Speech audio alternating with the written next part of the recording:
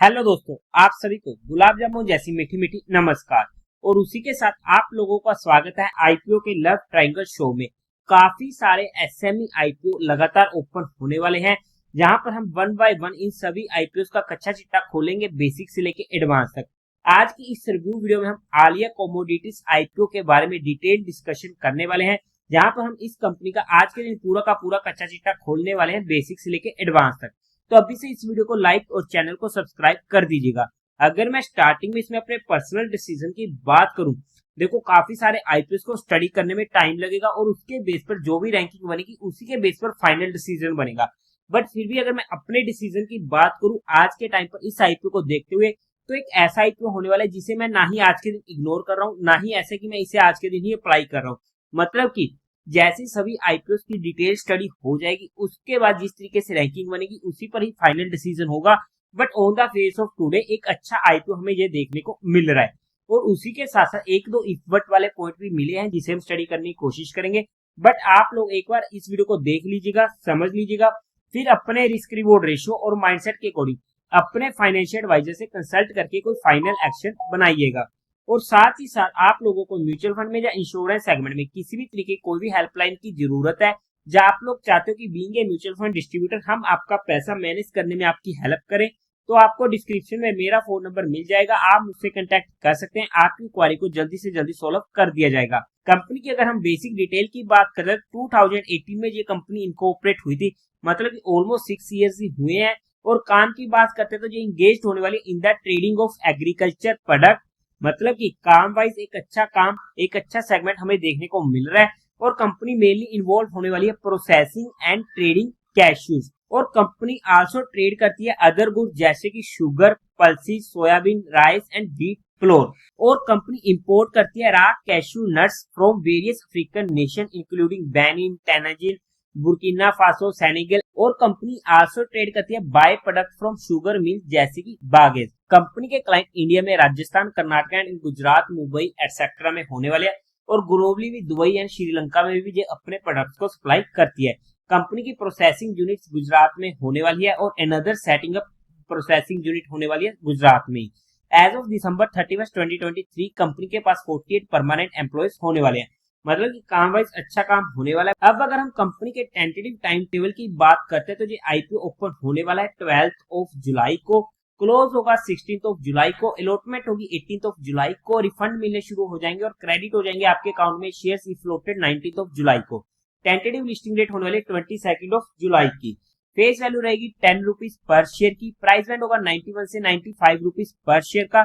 1200 shares का एक lot होने वाला है। टोटल इशू साइज है 51 करोड़ का, जो पूरा का पूरा होने वाला है फ्रेश इशू। बीएससी के एसएमई पोर्टल पर ये आईपीओ लिस्ट होने वाला है। कोटा की बात करते हैं तो क्वालिफाइड का 50% का, रिटेल में 35% का और एचएनए में 15% का होने वाला है। लॉट साइज में रिटेल कैटेगरी में एक लॉट 1200 शेयर्स का पड़ेगा, जिसकी अमाउंट पड़ेगी 1,14,000 रुपीज की। एचएनआई कैटेगरी में मिनिमम 2 लॉट्स के लिए अप्लाई करना पड़ेगा, जिसकी अमाउंट पड़ेगी 2,28,000 रुपीज की। प्रमोटर्स की बात करते हैं तो लिस्ट आप जहां पर स्टडी आउट कर सकते हो। और उसी के साथ साथ प्री इशू होल्डिंग थी इनकी 86.45% की, जो पोस्ट इशू रह जाएगी 63.66% की। अब अगर हम कंपनी के मेन मुद्दे की बात करते हैं, यानी कि कंपनी के फाइनेंशियल की, तो वहां पर हम 2021 से 2024 के डाटा को स्टडी आउट करने की कोशिश करेंगे, ताकि हमें ज्यादा कंफ्यूजन ना हो। टोटल एसेट 2021 में थे 50 करोड़ के, जो इंक्रीज होते थे 2024 तक पहुंच चुके हैं 106 करोड़ के, अच्छी ग्रोइंग रेट होने वाली है। रेवेन्यू 2021 में था 475 करोड़ का, 2022 में 105 करोड़ का, 2023 में 110 करोड़ का एंड 2024 में 144 करोड़ का। यहाँ पर जो ये फिगर देखने को मिला, उसके बाद हमें उतना फिगर अचीव नहीं हुआ है। बट 2022 से 2024 में हमें इंक्रीज देखने को मिली है, बट 2021 से डिप देखने को मिला है। तो ये थोड़े से इफ बट वाले पॉइंट हमें देखने को मिल रहे हैं। प्रॉफिट आफ्टर टैक्स 2021 में था 11 करोड़ का, 2022 में 10.63 करोड़ का, 2023 में 1.91 करोड़ का ही रह चुका था एंड 2024 में 12.22 करोड़ का। फिर से हमें इनकंसिस्टेंसी देखने को मिल रही है। हाउएवर इसका रीजन जो भी हो, उसके बाद 2024 में बाउंस बैक हो चुका था, तो हमें वहां पर ज्यादा दिक्कत नहीं है। और नेटवर्थ की बात करते हैं 45.92 करोड़ की, रिजर्व एंड सरप्लस में 30.92 करोड़ का, टोटल बोरिंग्स कंपनी की 40.77 करोड़ की होने वाली है। But however profit after tax अगर हम कंटिन्यूसली देखने की कोशिश करते तो इतना ज्यादा इंक्रीज हमें देखने को नहीं मिला है और वहां पर स्टेबल से ही देखने को मिल रहे हैं, जो हमारे लिए अनदर नेगेटिव पॉइंट हो जाता है, जिसकी वजह से हमें फाइनेंशियल्स में थोड़े इफ एंड बट्स ज्यादा देखने को मिले हैं। जिस वजह से अगर हम ओवरऑल में इस कंपनी के फाइनेंशियल की बात करते हैं तो ओके ओके फाइनेंशियली यहाँ पर बोलेंगे, ज्यादा अच्छे फाइनेंशियल में नहीं बोलूंगा, हाँ बट बुरे भी नहीं बोलूंगा। अब अगर हम कंपनी के ऑब्जेक्टिव की बात करते हैं तो इनको सेटअप करनी है एक न्यू मैन्युफैक्चरिंग यूनिट, जो एक अच्छा पॉइंट हो जाता है। परचेज करनी है plant and machinery at existing manufacturing unit, जो फिर से अच्छा पॉइंट हो जाता है। General corporate purpose.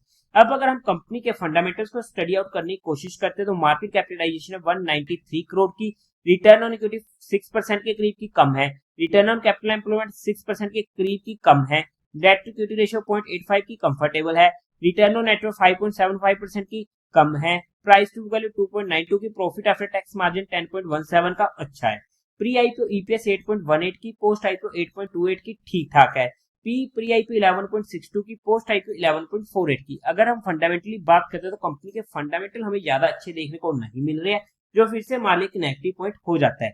अब अगर हम पीयर टू पीयर कंपटीटर्स में जाकर चेकआउट करने की कोशिश करते हैं तो वहां पर क्रिशिवल फूड जिसका पी है 49.89 का, प्रोस्पेक्ट कमोडिटी जिसका पी है 41.46 का। अब अगर हम कंपनी की जीएमपी की बात करते हैं तो आज के टाइम पर 21% के करीब का देखने को मिल रहा है, बट उम्मीद है कि आने वाले टाइम में हमें और भी अच्छा जीएमपी यहाँ पर देखने को मिल जाए।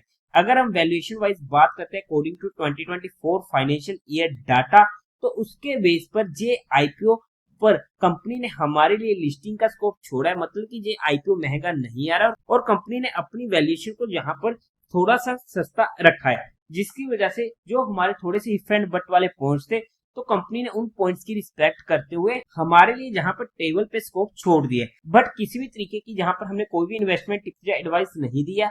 हमने सिर्फ कंपनी को एजुकेशनल लर्निंग पर्सपेक्टिव स्टडी किया है, किस तरीके से रहेंगे एक्सटर्नल फैक्टर जैसे कि मार्केट का मूड माहौल, किस तरीके से आएगी डिमांड, किस तरीके से रहेगी सब्सक्रिप्शन और किस तरीके से बाकी सभी आईपीएल होते हैं, उसके बेस पर जो भी फाइनल डिसीजन होगा मैं आप लोगों को अपडेट करने की कोशिश कर दूंगा। बट फिर भी आप लोग अपने रिस्क रिवॉर्ड रेशियो को ध्यान में रखते हुए अपने फाइनेंशियल एडवाइजर से कंसल्ट करके कोई फाइनल एक्शन बनाइएगा और अपने एक्शन को कमेंट सेक्शन में बताना मत भूलिएगा। तो देवी और सज्जनों, उम्मीद है आप लोगों को ये वीडियो अच्छी लगी होगी, तो इस वीडियो को लाइक कीजिएगा, शेयर कीजिएगा और साथ ही साथ चैनल को सब्सक्राइब करें।